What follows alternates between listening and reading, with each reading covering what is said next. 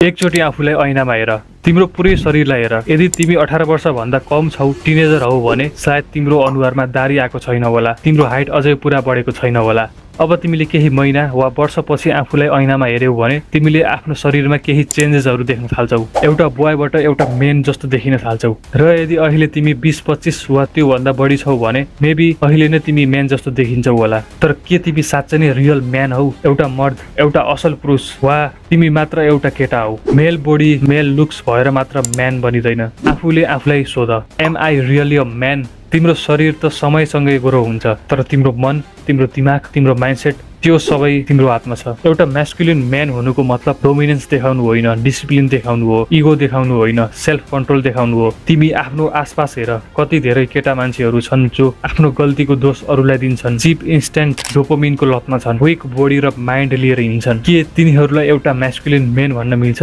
हो, मिल्दैन। अब एउटा बोयबाट म्यान कसरी बन्न सकिन्छ? Point 1, take responsibility. With great responsibility comes great power. होइन, मैले अङ्कल बेनको कोट रङ भनेको होइन हो। With great power comes great responsibility, but in reality responsibility पहिला आउँछ अनि पावर पछि। जब तिमीले आफ्नो जिन्दगीको, आफ्नो परिवारको जिम्मेवारी लिन थाल्छौ, तबबाट नै एउटा पावरफुल म्यान बन्न थाल्छौ। Everything is your responsibility, everything is your fault. तिम्रो घर राम्रो छैन, त्यो तिम्रो गल्ती हो। तिम्रो परिवारमा कोही बिरामी छ, त्यो तिम्रो गल्ती हो। तिम्रो घर पैसाको समस्या छ, त्यो तिम्रो गल्ती हो। तिमीले जिन्दगीमा केही उखाड्न सकेका छैनौ, त्यो तिम्रो गल्ती हो। आफ्नो फेलियरको दोष अरूलाई दिएर तिम्रो जिन्दगी बदलिँदैन। It's a sign of a weak boy. मैले यो भनेको होइन कि पुरै संसारको जिम्मेवारी उठाऊ, मैले यो भनेको हो कि आफ्नो जिन्दगीको जिम्मेवारी आफै league.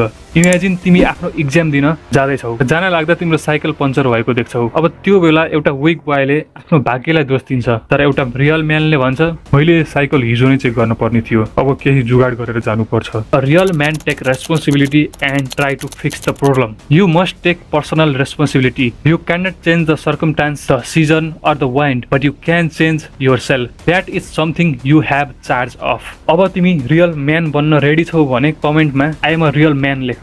Point 2, have a mission. Boys wake up with phone in a hand. Men wake up with a goal in a mind. यदि तिमीलाई जाने ठाउँ नै थाहा छैन भने तिमी बाटोमै हराउँछौ। Think about it. Facebook, TikTok, Insta reel, युट्युबमा घन्टौँसम्म स्क्रोलिङ गरेपछि पनि किन तिमी खालीपन, थकान, लो फिल गर्छौ? आफूभन्दा राम्रो काम गरिरहेका कसैलाई देखेर किन तिमी जेलस फिल गर्छौ? मोबाइल, इन्टरनेट, साथीहरू हुँदा पनि किन तिमी बोर हुन्छौ? Because you have no mission. एउटा बोयको लाइफमा कुनै पर्पोज नै हुँदैन, ऊ खाली चिप डोपामिनको पछाडि लाग्छ। तर एउटा रियल म्यानसँग पर्पोज, गोल, मिसन हुन्छ, र त्यही कुराले नै उसलाई राम्रो जिन्दगी जिउन प्रेरित गर्छ। यदि तिमीसँग कुनै ठुलो गोल छैन भने पनि तिमी सानो गोलबाट सुरु गर्न सक्छौ। लाइक म यो स्किल 1 वर्षमा सिक्छु, म यो ड्रिम बडी 6 महिनामै बनाउँछु। It can be anything realistic, but it must be increase your value. Point 3, build discipline. Dream एउटा डेस्टिनेसन हो भने डिसिप्लिन त्यो डेस्टिनेसनमा पुग्ने रोड हो। मोटिभेसनले तिमीलाई काम सुरु गर्न त हेल्प गर्ला, तर त्यो काम पुरा गर्न डिसिप्लिन नै चाहिन्छ। Motivation is a feeling, it comes and goes, but discipline is a system, it stay. एउटा बोयले म यो काम भोलि गर्छु, म मोटिभेट भएपछि काम गर्छु भन्छ, but man do the work whether they feel like it or not. एउटा म्यानले आफ्नो गोल्स एचिभ गर्न जे गर्नुपर्छ सब डिसिप्लिनमा गर्छ, र जुन कुराले उसलाई गोलबाट टाढा गरिरहन्छ त्यो कुरा त्यागिदिन्छ। यदि तिमीलाई कुनै एकदम डिसिप्लिन म्यानको नाम थाहा छ भने कमेन्टमा लेख। Point 4, control your emotions. 1914 मा जब थोमस अल्वा एडिसन 67 वर्षको थिए, उनको पुरै जिन्दगीको मेहनतले बनाएको फ्याक्ट्रीमा आगोलागी हुन्छ। एडिसनले त्यो आगोलागी देखेपछि शान्तसँग त्यहाँ वरपर भएका मानिसहरूलाई भन्छन् सबैजनाले आफ्नो बुढी र बच्चाहरू लिएर आऊ। तिनीहरूले पुरै जिन्दगीमा यस्तो ठुलो र सुन्दर आगोलागी देखेको छैनन् होला। पुरै जिन्दगीको मेहनतमा आगो लागेपछि पनि थोमस नहडबडाइकन दिमागले सोचेर अनि आगोलागी भएको भोलिपल्ट नै फ्याक्ट्रीको रिकभरीतिर ध्यान दिए। एउटा विक बोय इमोसनको कन्ट्रोलमा हुन्छ, ऊ सानो समस्यामा पनि डराउँछ, रुन्छ, तर एउटा म्यान उसको कन्ट्रोलमा इमोसन हुन्छ। एउटा केटा मान्छेले जसले आफूलाई नै कन्ट्रोल गर्न सक्दैन उसले कसरी अरूलाई लिड गर्न सक्छ? This is not about becoming a emotionless man, it's about training your mind like a warrior. Point 5, master skills and confident. धार नभएको तरवारले केही पनि काट्न सक्दैन। A man needs skill. एउटा बोयसँग यस्तो स्किल हुन्छ जस्तै दिनभरि खानपान नगरिकन पनि टिकटक, इन्स्टा रिल स्क्रोल गर्न सक्ने, अनि एउटा म्यानसँग दिन रात एक मानेर खानपान बिना पनि आफ्नो गोल्समा काम गर्न सक्ने स्किल। रियल म्यान म्यानले यस्तो स्किल सिक्छ जसले उसलाई इम्प्रुभ गर्न हेल्प गर्छ, पैसा कमाउन र ग्रो गरिराख्न। स्किल जस्तै communication skills, financial skills, fitness skills, leadership skills वा यस्ता स्किल जसले तिमीलाई पैसा कमाउन हेल्प गर्छ, like video editing, graphics designing with AI, content creation, ecommerce. With skill you have to build your confidence to.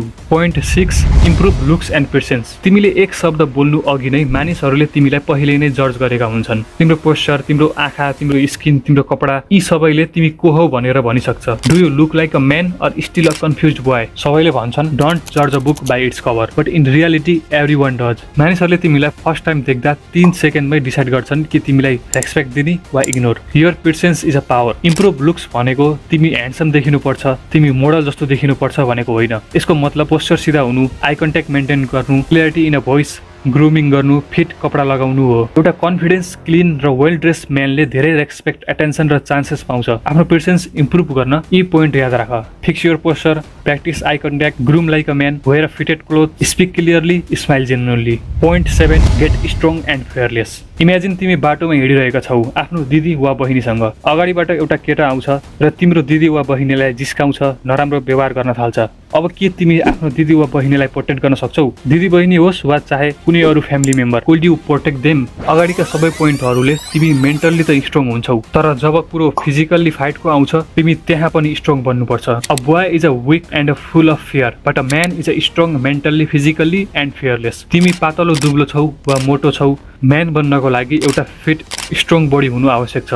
त्यसको लागि तिमी जिम जान सक्छौ वा घरै पनि वर्कआउट गर्न सक्छौ अनि राम्रो डाइट फलो गर। फिजिकली फाइट पहिले भनेर हुँदैन, त्यसैले you have to ready for it. तिमी स्ट्रिट फाइटमा वा अरू कुनै सिचुएसनमा पर्यौ भने पहिला ट्राई गर्नुपर्छ कि कुरा गरेरै प्रब्लम सल्भ होस्। त्यसको लागि तिम्रो शरीर रेडी हुनुपर्छ।